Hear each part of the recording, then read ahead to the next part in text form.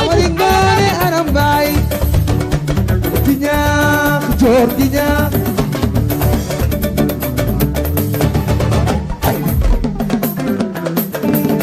Amari Ngoone Aram. Toujours dans votre journal People à la présentation, Seydina Tange Tandian Serigne Saliou sur le canal 33, Leral TV, canal 8, TV Orange. dañuy dem ci création d'une association des maires du Sénégal muy AMS ku nekk xam na ni que benn association moo fi amoon muy association des maires du Sénégal mais jamono ji coalition Yewwi Askan bi nga xamante ni ñoom Khalifa Sall ak kii di Ousmane Sonko di leaderu Pastef ñoo ko jiite.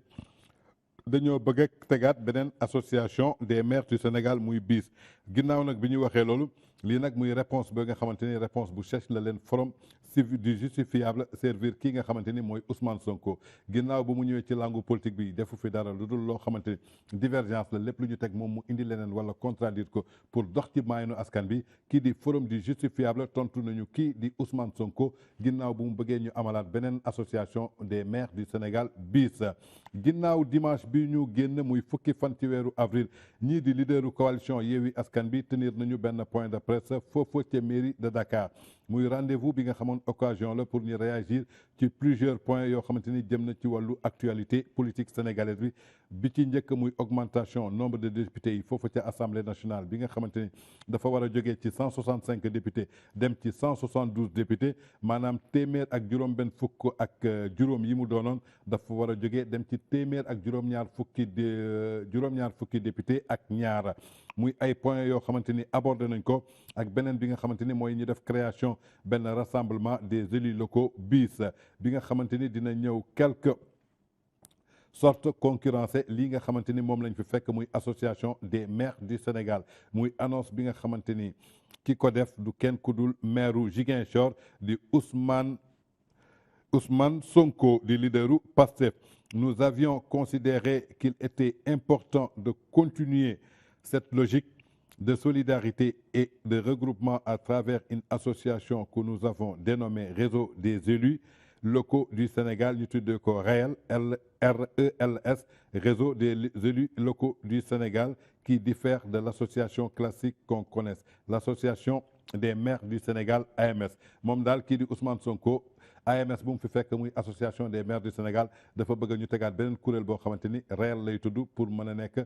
genre concurrence su kii nga xamante ni AMS la tey ñii suñu nekkee maire yéen ngeen créé xanaa ñaari parti mooy am en tout cas lu doy waar lay doon mais ginnaaw loolu forum du justifiable ñoom ci seen communiqué bi nga xamante ni publié nañ ko altine ginnaaw dimanche bi nga xamante ni Ousmane Sonko biral na loolu ak waa coalition Yewwi Askan Wi indi nañu benn réplique boo xamante ni ci décision bi nga xamante ni ténoru opposition bi jël nañ ko muy association à tout bord rappeler les fondements de la démocratie représentative qui exclut le fait que les élus ne s'attellent à la tâche que pour des intérêts de leur parti ou de leur coalition. Ils représentent tous les citoyens sans distinction. Aucune énonce le communiqué. La note précise par ailleurs que la création d'une nouvelle association des élus locaux assimilée à une coalition de partis politiques est contraire aux principes qui gouvernent la République du Sénégal. Un peuple, un but, une foi.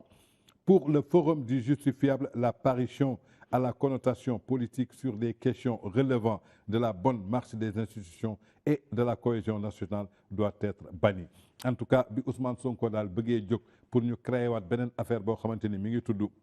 réseau des élus locaux du Sénégal réel pour concurrencer association des maires du Sénégal muy AMS bi nga xamante ni moom lañ fi fekk kii di forum du justifiable xamal nañu ko que dafa am loo xamante ni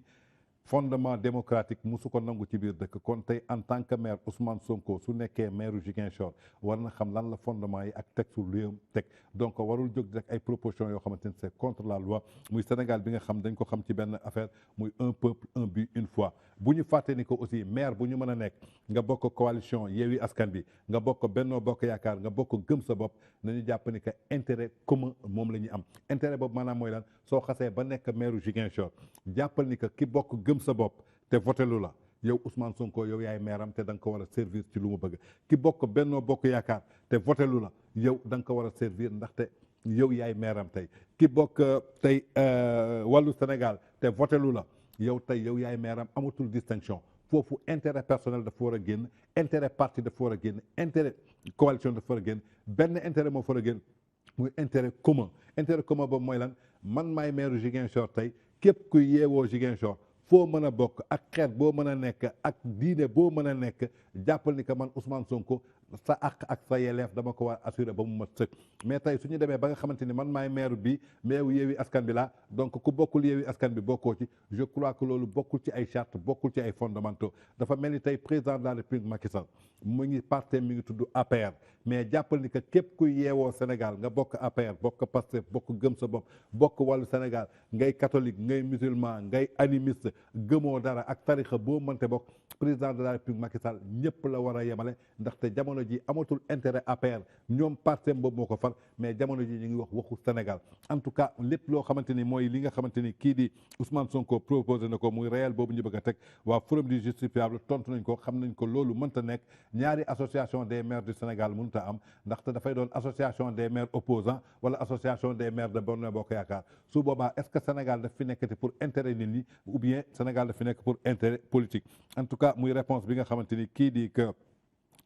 kii di waa forum du justifiable indil nañ ko kii di Ousmane Sonko ba tey coalition Macky 2012 ñoom it descendre nañu bu baax a baax kii nga xamante ni mooy Ousmane Sonko ak ñi mu àndal ci waa coalition Yewwi Askan Wi muy leaderu coalition Macky 2012 bii nga xamante ni si coordination madame Fatou Gueye Diouf la nekk mi ngi féliciter le président de la République Macky Sall pour tenue bi nga xamante ni amal na ko rencontre ci week-end boobu ñu génn ak yenn leaderu coalition Benno Bokk Yaakaar yi nga xamante ni ñoom ñoo nekk foofa ca département de Dakar muy ay moment échange yoo xamante ni yu fructueux la ñu am ak responsable du département de Dakar bi permettre tey ñu remobiliser waat seen troupe yi mais surtout ñu nekkaat encore ci beneen délit pour dépasser définitivement lépp loo xamante ni dem na ci wàllu démon jëm ci wàllu division wala xiiroo ak ñaar yoo xamante ni jamono ji dañu toll ci réunifier waat la grande famille de Dakar qui est unie et invincible ba tey ñi ngi xamal si différents yoo xamante ni am na ci compétition électorale yi depuis 2012 ci Ndakaaru toujours suñu xoolee ci escarelu majoritaire bi la nekk sauf pour les élections locales et donc ñi ngi xamal ni que législative yi ñu jëm ci 31 juillet 2022 yi nga xamante ni mi ngi ñëw Dakar dafa war a nekk ci coalition Benno Bokk Yaakaar pour la grâce de Dieu et des Dakarois et des Dakaroises ba tey ñoom it ñëwaat nañu concernant le parrainage les leaders se félicitent de la mobilisation autour de cette étape indispensable comme stimulée dans les codes électoraux lors des élections présidentielles et législatives. Ainsi, ils marquent leurs adhésions au parrainage et ils comptent y jouer pleinement leur partition tout en y invitant toute la coalition pour une présence dynamique et soutenue. Se prononçant sur cet énième acte de confrontation avec le régime en place devenu leur marque déposée, la création du réseau des élus locaux du Sénégal confirme si besoin et l'inexpertise et l'immaturité politique de Ousmane Sonko, mais surtout du désespoir du leader politique aguerri tel que Khalifa Sall. Aïda Mbodj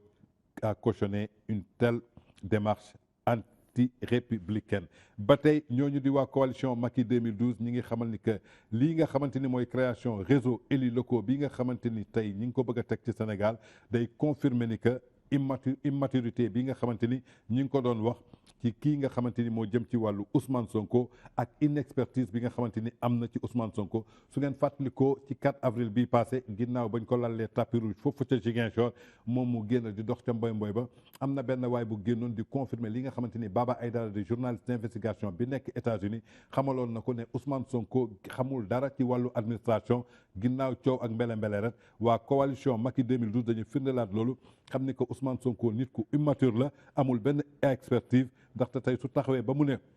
dafay taxawaat pour ñu créer benn réseau boo xamante ni réseau des élus locaux la pour concurrencer AMS du dara lu dul benn désespoir boo xamante ni mi ngi ko ànd ak kii nga xamante ni mooy Khalifa Sall maanaam yaakaaram dafa commencé tas ak Aïda Mbodj ñi nga xamante ni seen yaakaar dafa commencé tas ci wàllu politique moo tax ñuy cautionner lu tel ay démarches yoo xamante ni démarches yooyu mën nañu ko tuddee ay démarches yu anti-républicain la ku ko wax fësal nag du kenn ku dul waa coalition Macky 2012 ginnaaw bi ñëw